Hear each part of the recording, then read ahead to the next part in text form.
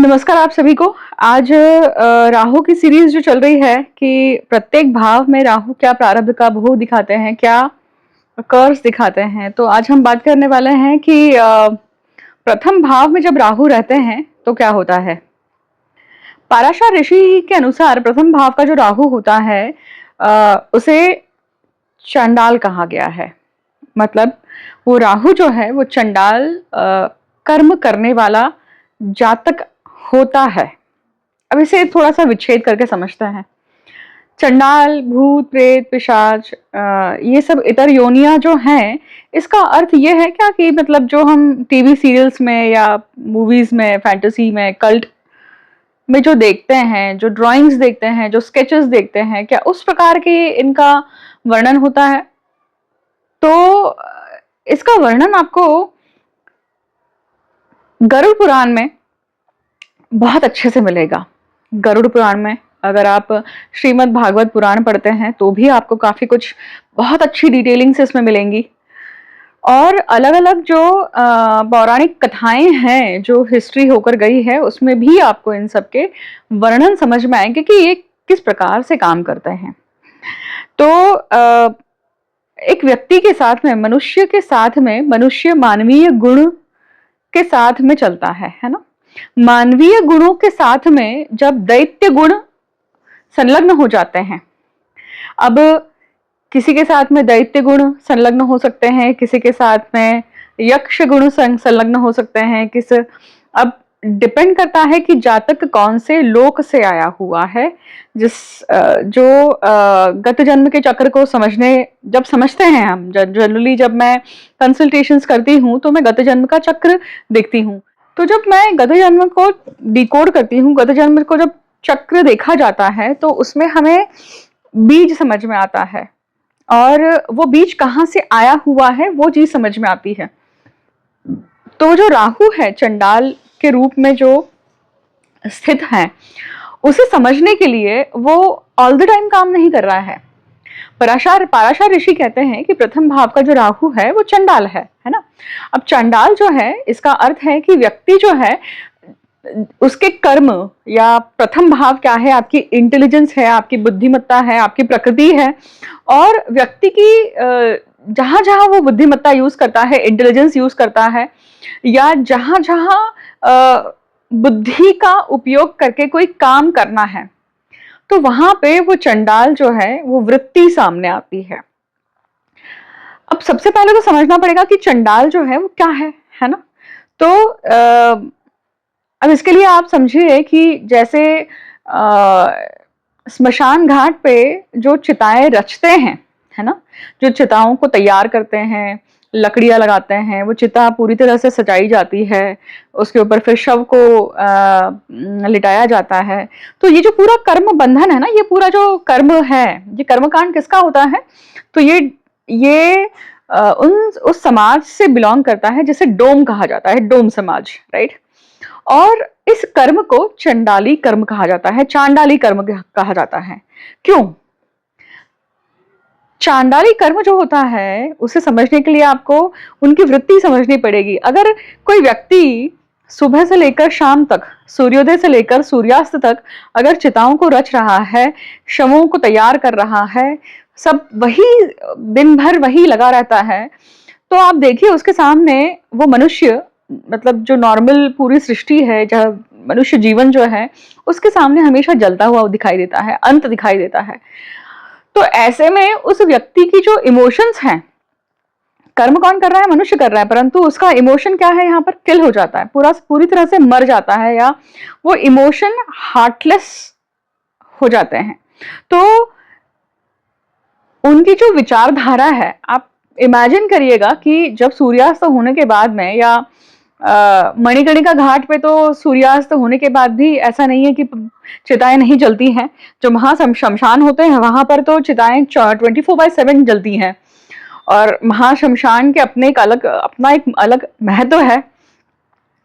उसको समझना है तो उसके लिए अलग वीडियो करना पड़ेगा, परंतु ये ऐसी गुप्त चीजें हैं जो जिसके बारे में जनरली कहा नहीं जाता है, बताया नहीं जाता है, क्योंकि इन्फॉर्मेशन जरूरी है क्या देना, ये इन्फॉर्मेशन हर व्यक्ति किस प्रकार से परसीव करेगा, उस इन्फॉर्मेशन को किस प्रकार से डाइजेस्ट करेगा, उसे जरूरत है कि नहीं है, इसलिए शायद इन सब चीजों के ऊपर बातें नहीं होती है, बताया नहीं जाता है। तो coming back to the topic again, कि जब शमशान में सूर्योदय से लेकर सूर्यास्त तक वो चिताएं रच रहा है, तो उसकी पूरी सेंसिटिविटी खत्म हो जाती है। तो चंडाल का मतलब होता है कि जब आप कोई ऐसा कर्म कर रहे हैं तो उसमें अगर पूरी तरह से सेंसिटिविटी खत्म हो जाए, मानवीय जो गुण है, जो नवरस हैं, वो पूरी तरह से खत्म हो जाए, वहां पे वो काम नहीं करते हैं, तो व्यक्ति जो है वो विरक्त हो जाता है, राइट। या उसका अगर हम दूसरा रूप लें तो वो चंडाल हो जाता है, जहां पे सेंसिटिविटी नहीं है, वो कर्म कर रहा है पर उस कर्म बंधन से उसका कोई लेना देना या उसका कोई इमोशनल बॉन्डिंग नहीं है। इमोशनल बॉन्डिंग जब पूरी तरह से खत्म हो जाता है, अब इस सिनारियो को इस तरह से समझिए कि जब किसी की भी पत्रिका में जब चंडाल होता है या चंडाल योग होते हैं, तो वो व्यक्ति जब हार्टलेस होकर या इमोशनलेस होकर किसी के साथ में बर्ताव करता है, अपने आसपास के एटमॉस्फेयर में जब उस प्रकार से व्यक्त होता है, तो उस क्षण के लिए वो चंडाल बन जाता है। आई रिपीट, उस क्षण के लिए उसमें वो चंडाली वृत्ति बाहर पोकिंग करती है, मतलब वो योग बाहर आकर आपसे काम कर जाता है। और जैसे ही वो योग खत्म हो जाता है तो व्यक्ति को समझ में आता है कि अरे ये मैंने क्या कर दिया। बहुत बार लोगों को याद भी नहीं रहता है कि वो वैसा बर्ताव करते हैं। तो जो इनसेंसिटिवनेस हम बोलते हैं ना कि लोगों में, हमें बहुत बार लोगों में इनसेंसिटिवनेस दिखाई देती है, बहुत बार क्रुएल्टी दिखाई देती है, बहुत बार ब्रूटिलिटी दिखाई देती है। इवन मर्डरर्स, क्रिमिनल्स, ये भी हमेशा क्या ऑल द टाइम मर्डर कर नहीं रहे होते ना। वो एक मोमेंट होता है, वो एक हो रहा होता है, वो एक टाइम पीरियड होता है जहां पे ये चीज लागू होती है। फर्स्ट हाउस राहु का अर्थ ये नहीं है, मैंने आपको ये समझाया है कि चंडाल काम क्या करते हैं, राइट। चंडाल का जो प्रोजेक्शन है वो कैसे समझा जाए।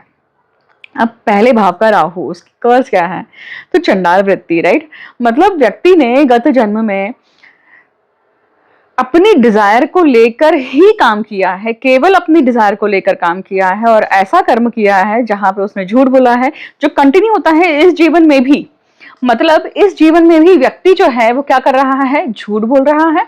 इस जीवन में भी व्यक्ति में छलिया रूप है, ट्रिक्स्टर का रूप है, डिस्गाइज करने की आदत है, सत्य को अलग पद्धति से बोलने की आदत है, बोस्टिंग करने की आदत है, और अपने आप को बढ़ा चढ़ाकर बोलने की आदत है, अपना गुणगान सुनने की आदत है।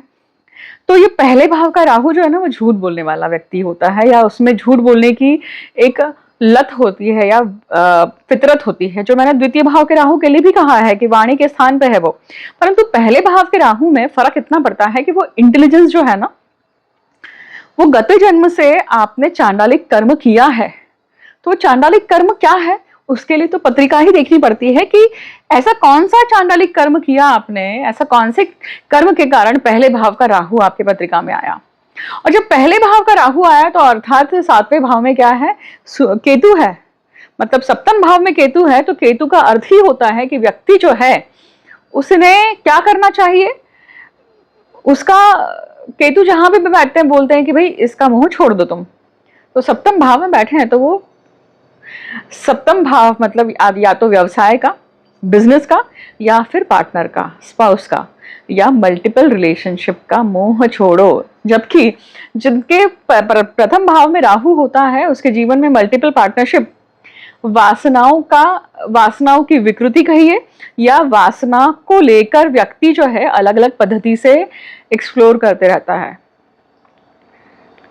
अभी डिपेंड करता है कि पत्रिका में कर्म बंधन क्या है, क्योंकि शनि, गुरु, बाकी के ग्रहमान स्थिति कैसी है, कौन से योग निर्माण हो रहे हैं, उसके अनुसार वो राहु जो है ना वो काम करता है। देखिए, या राहु वो जो चंडाल है उस प्रकार से बाहर आता है।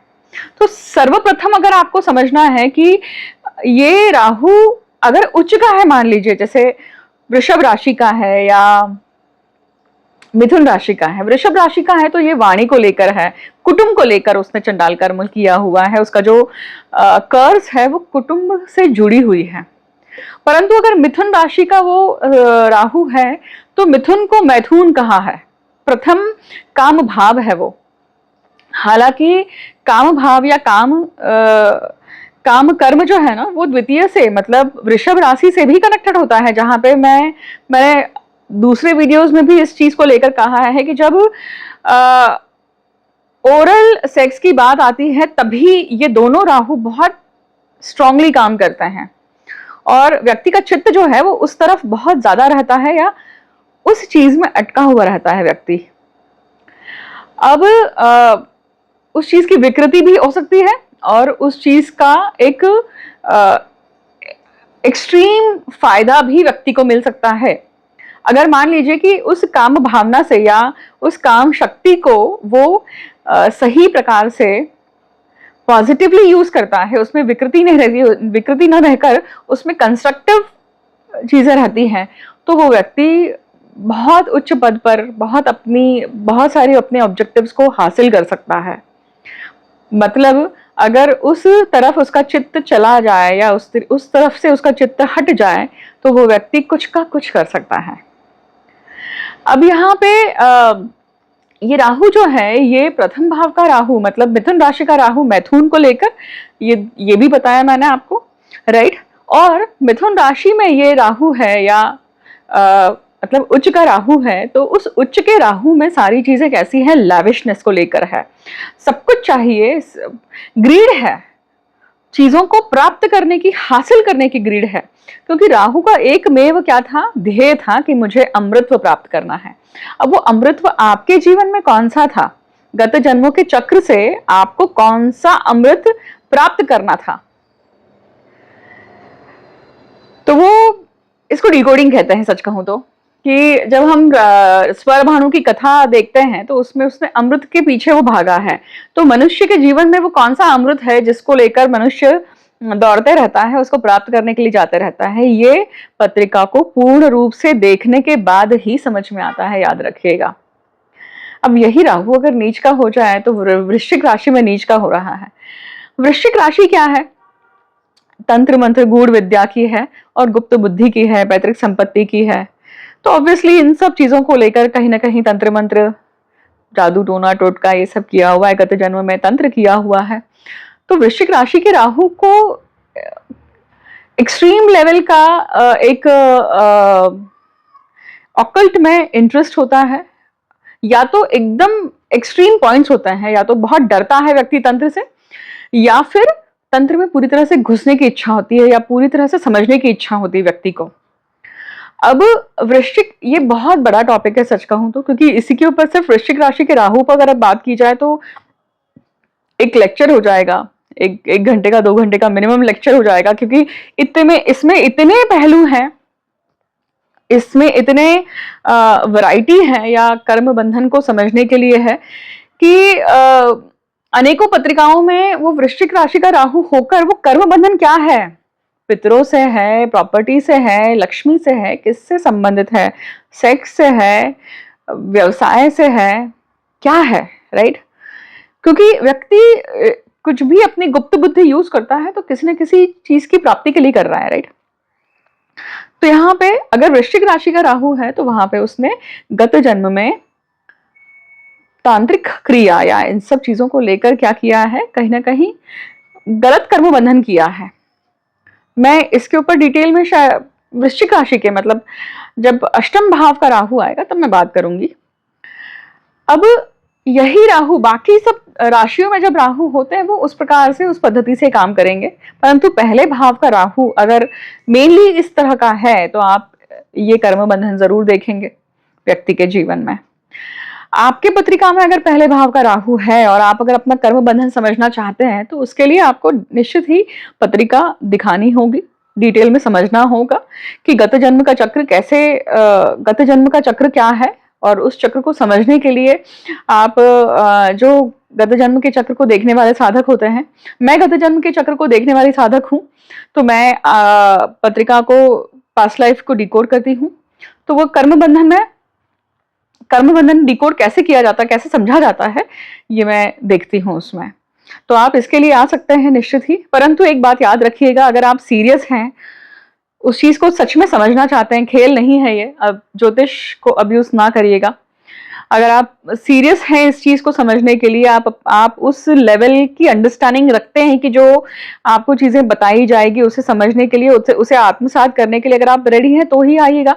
अन्यथा मेरा समय भी जाया ना करें, ना आपका समय आप बिगड़ाएं, ना पैसे बिगाड़ें, किसी और चीज में अच्छी जगह पे लगाइए वो पैसे। मैं कहूंगी जब तक आप रेडी नहीं है तब तक मत जाइएगा देखने के लिए, राइट।